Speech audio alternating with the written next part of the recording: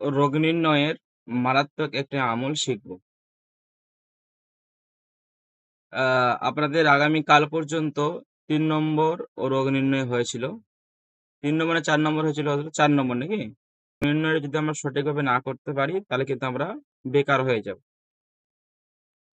এই যুগে যে কিছু মুতাব্বির আছে যে ফলস করে ফেলছে একটাই কারণ বা কাজ না হওয়ার একটাই কারণ সঠিকভাবে না রোগ নির্ণয় করতে পারা। ওটাই ইনশাআল্লাহ আমরা চেষ্টা করব যাতে আমরা সঠিকভাবে রোগ নির্ণয়টা করতে পারি। ঠিক আছে?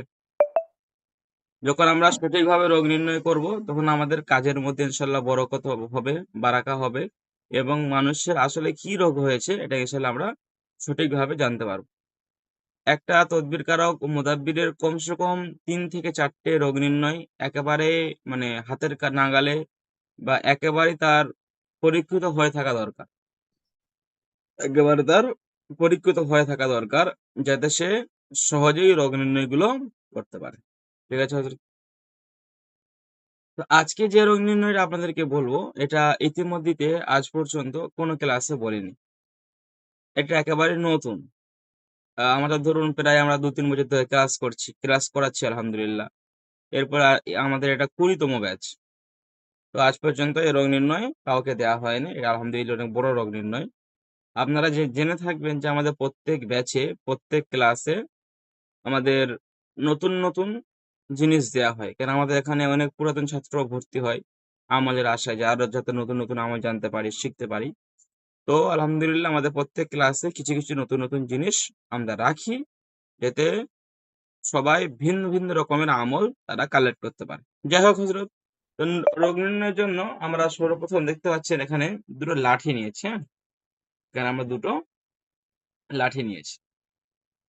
এই লাঠির দ্বারা ইনশাআল্লাহ আমরা বুঝবো যে রোগীর কি রোগ হয়েছে, জিনের সমস্যা নাকি রোগীর জাদুর সমস্যা, এটা আমরা সহজে ইনশাআল্লাহ বুঝতে পারবো।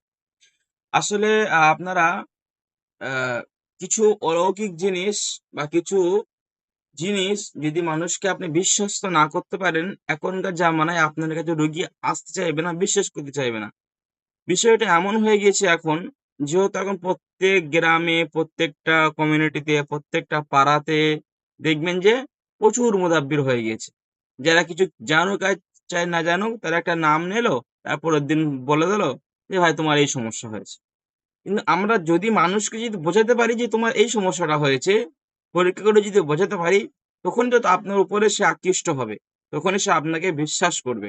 আর এই তদবিরের সম্পূর্ণ কাজটা বিশ্বাসের উপর নির্ভর করে। ঠিক আছে? তদবিরের সম্পূর্ণ কাজটা বিশ্বাসের উপর নির্ভর করে। আপনি যদি বিশ্বাস না করেন, তা আপনার কাজ কোনোভাবেই হবে না। ঠিক আছে হযরত? আচ্ছা, এই কাজটি করার জন্য আমরা কি করতে হবে? সর্বপ্রথম আমরা একটা এরকম ২ টো লাঠি নেব। ২ টো লাঠি নেব। আমার যেকোনো লাঠি আপনাদের মধ্যে নিতে পারেন। সাইজটা আপনার কমসে কম আপনি যে এই যে আপনার হাত লম্বা করলে যতটা হয়, ঠিক আছে? ২ হাত লম্বা করলে যতটা হয়, একেবারে একটু বড় সাইজ নেবেন। আমি এখানে ছোট সাইজে দেখানোর জন্য আপনাদেরকে নিয়েছি। আপনারা বড় মানে বিগ সাইজ ২ টো লাঠি নেবেন। লাঠি নেয়ার পরে আপনাকে ১ম এ একটি সূরার আমিল হতে হবে, আমল করতে হবে। যেহেতু দেখেন হযরত, মানে আমল ছাড়া, আমিল ছাড়া, কষ্ট ছাড়া কখনো ভালো কাজ মেলে না। তো আমরা আমলটা ইনশাআল্লাহ পরবর্তীতে বলছি। ১ম এ আপনাদের এই কাজটা বলছি। আমরা আমরা সর্বপ্রথম ওই সূরাটা আমরা পড়বো। ওই সূরাটা আমরা পড়ে আমরা ২ টো লাঠির মধ্যে ফু দেব। ঠিক আছে? ২ টো লাঠির মধ্যে একবার পরে ২ টো লাঠির মধ্যে আমরা ফু দেব। এরপরে আমরা ২ টো লাঠিকে আমরা এভাবে ধরবো, হ্যাঁ? মানে এটা আমি কিভাবে দেখাবো আপনাদেরকে।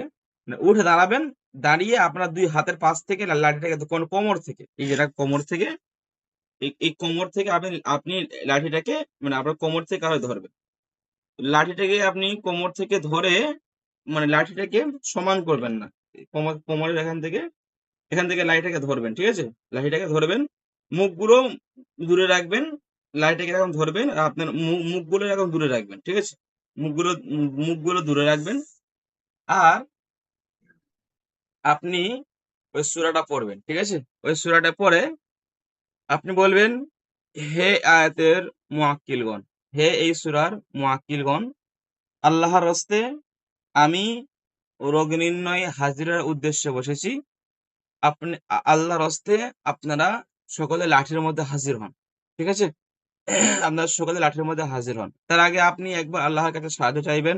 বলবেন, রব্বি আল্লাহ, পবিত্র কালামুল্লাহ শরীফের বরকতে আমি হাজিরার উদ্দেশ্যে বসেছি। আল্লাহ আপনি আমাকে পরিপূর্ণ আকারে মোকাম্মল কবুল করেন। ঠিক আছে? আপনি দোয়া করে নিলেন। এরপরে আপনি যেটা করবেন সেটা হচ্ছে আপনি ওই সূরাটা পাঠ করে আপনি যার উদ্দেশ্যে রোগী দেখতে চাইছেন, যদি সে আপনার সামনে থাকে, তাহলে বলবেন, এই সামনে বসে থাকা রোগীর যদি জিনের সমস্যা হয়ে থাকে, আমি মনে মনে বলতে পারেন কোনো সমস্যা নেই, তাহলে এই লাঠিকে নাচানো হোক, এই লাঠিকে নাচানো হোক। তখন দেখবেন একটা লাঠি, তো আপনি যদি লাঠি এরকম ধরেছিলেন, যেহেতু মানে কোনোভাবে যেমন ধরুন অন্যান্য জায়গাতে সন্দেহ হয় যে কোনোভাবে লাঠি এরকম চলে আসবে বেঁকিয়ে মুকিয়ে, বা লাঠি এরকম হেলে যেতে পারে, ঠুকে যেতে পারে, এরকম কিন্তু সম্ভব না। এটা আপনার হাত আপনার মানে সাইডে মানে এতটা গ্যাপ থেকে চিপে থাকছে, নড়লেও কিছু হবে না আর চললেও কিছু হবে না, যদিও ওই দুটো একসাথে হবে। কিন্তু যখন আপনি কাজটা করবেন তখন আপনি টের পাবেন লাঠিগুলো নাচতে শুরু করেছে এবং একের পর একের সাথে একটা এসে মানে বাড়ি মারতে শুরু করেছে। ঠিক আছে? আপনি তা বলবেন যে, হযরত যদি জিনের সমস্যা থাকে তাহলে তাহলে লাঠিটাকে আপনারা নাচিয়ে দেন। তো ইনশাআল্লাহ দেখতে পাবেন লাঠি নাচতে শুরু করে দিয়েছে। আর এরপরে দেখবেন যদি নাচছে না, আবার আপনি বলবেন যদি জিনের সমস্যা থাকে তাহলে লাঠিকে নাচানো হোক। জাদুর সমস্যা থাকে তাহলে লাঠিকে নাচানো হোক। ঠিক আছে হযরত? আপনি এইভাবে আপনি আমলটা সম্পূর্ণ করবেন। তো আপনার আমলটা নিজের মতো করে সাজিয়ে সুন্দর করে লিখে ফেলুন। আমি তবুও একবার আমল সহ আরেকবার রিপিট করব। ঠিক আছে?